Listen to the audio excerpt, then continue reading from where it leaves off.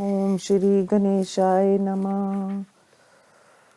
श्री मात्स्य महापुराण ने कल्याण सप्तमी व्रतम नाम चतुर सप्तमो अध्याय।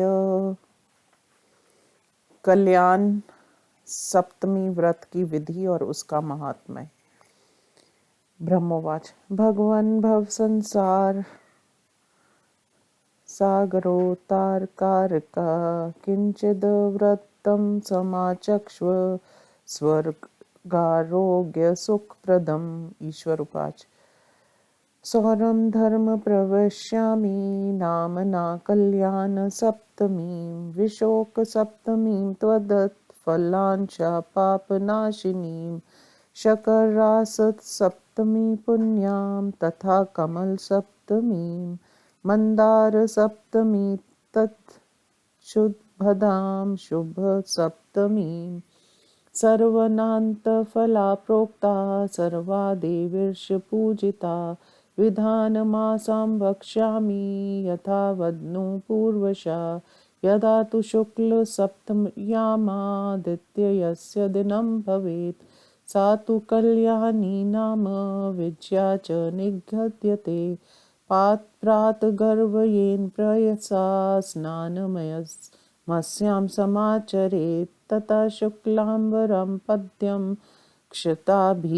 प्रकल्पयेत् प्राणमुखोपश्रितदलं मध्ये तदद्वृत्तां च कर्णिकाम् पुष्पाक्षतैक्षदेवेशं विन्यसेत सर्वताक्रमात् पूर्वेण तपनायेति मार्तण्डायेति चानले याम्यदिवाकारयेति विधात्र इति नैक्षर्ते पश्चिमे वरुणायेति भास्करायेति चानिले सौम्य विक्रतनायेति रव्य चाष्टमे दले आदावन्ते च मध्ये च नमोस्तुते परमात्मने मन्त्रैरभिः सम्भयर्च नमस्कारान्त दीपिते शुक्लवस्त्रे फलैर्भक्षे धूर्पमालायानुलेपने सथिण्डले पूजयेत् भक्त्या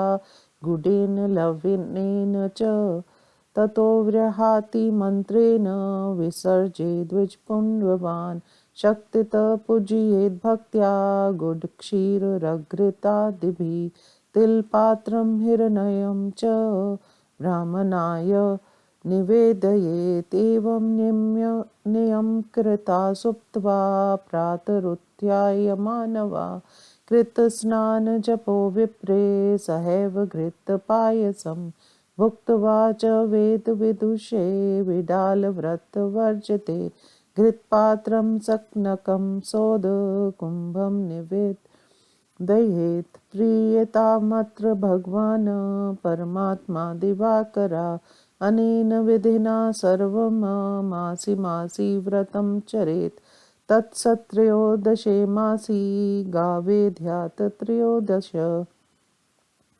वस्त्रालङ्कारसंयुक्ता सुवर्णास्या पयस्विनी एकामपि प्रदध्याद् वावितहीनो विमत्सरा न वित्शाठञ्च कुर्वीत यतो मोहात् पतत्यधा अनेन विधिना यस्तु कुर्यात् कल्याण सप्तमीं सर्वपाप विनिर्मुक्ता सूर्यलोके महीयते आयुरारोग्यमैश्वर्यमनन्तमिह जायते सर्वपापहरा नित्यं सर्वदेवपूजिता सर्वदुष्टोपशमनी सदा कल्याण सप्तमी इमामनन्तफलदामा यस्तु कल्याण सप्तमीं शृणोति पठते चेहे सर्वपापे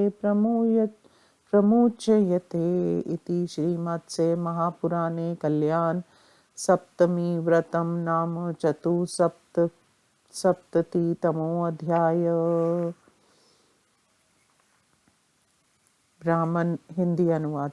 ब्राह्मण ने पूछा, भगवान आप तो भव सागर रूपी संसार से उद्धार करने वाले हैं। अंत कोई ऐसा व्रत बतलाइए जो स्वर्ग, निरोगता और सुख का प्रदाता हो। ईश्वर ने कहा, ब्राह्मण, अब मैं सूर्य से संबंधित धर्म व्रत का वर्णन कर रहा हूँ, जो लोक में कल्याण सप्तमी, विशोक सप्तमी, पाप नाशनी, फल सप्तमी, पुण्यदायिनी, शर्क रास सप्तमी, कमल सप्तमी, मंदार सप्तमी तथा मंगल प्रदायिनी शुभ सप्तमी के नाम से प्रसिद्ध है।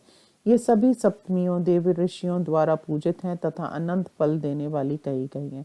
मैं इनके विधान को पूर्वी यथार्थ रूप से वर्णन कर रहा हूँ। जब शुक्ल पक्ष की सप्तमी तिथि को रविवार पड़ जाए तो उस सप्तमी को कल्याणी नाम से कहा जाता है। उसी का दूसरा नाम विजया भी है। व्रती को चाहिए कि वह उस दिन प्रातःकाल उठकर गौ दुग्ध युक्त जल से स्नान करके पश्चात श्रेष्ठ वस्त्र धारण करें, फिर पूर्वाभिमुख हो चावलों द्वारा अष्टदल कमल बनावे, उसके मध्य भाग में उसी आकार वाली कर्णिका की भी रचना करे। तत्पश्चात पुष्प और अक्षत द्वारा क्रमश सब और देवेश्वर सूर्य की स्थापना करते हुए इन मंत्रों का उच्चारण करे।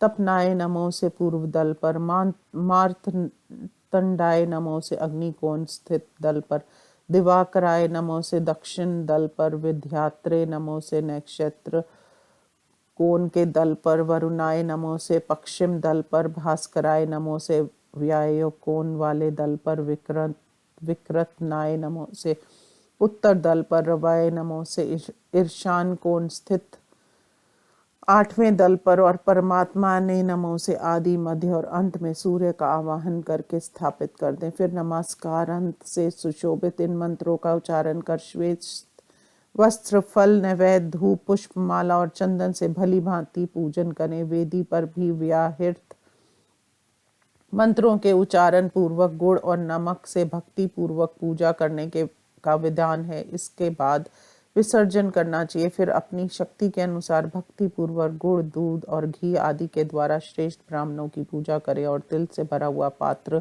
और सुवर्ण ब्राह्मण को दान कर दें। इस प्रकार विधान को पूरा करके व्रती मानव रात्रि में शयन करे और प्रातःकाल उठकर स्नान, जप आदि नित्य कर्म पूरा करे। तत्पश्चात उन ब्राह्मणों के साथ ही घी और दूध से बने हुए पदार्थों का भोजन करें। अंत में विडाल व्रत छल कपट से रहित वेदज्ञ ब्राह्मण को स्वर्ण सहित घृत पूर्ण पात्र और जल से भरा हुआ घट दान कर दे और उस समय इस प्रकार कहें, मेरे इस व्रत से परमात्मा भगवान सूर्य प्रसन्न हो। इस विधि से प्रत्येक मास में सभी व्रतों का अनुष्ठान करना चाहिए। तदंतर 13वां महीना आने पर 13 गौदान करने का विधान है, जो सभी दुधारू हों, वस्त्र और अलंकार आदि से सुसज्जित हों और जिनके मुख पर सोने का पत्र लगा हो। यदि व्रती निर्धन हो तो वह अलंकार रहित होकर एक ही गौ का दान करे, किंतु कृपणता ना करे, क्योंकि महोवंश कंजूसी करने से अधपतन हो जाता है।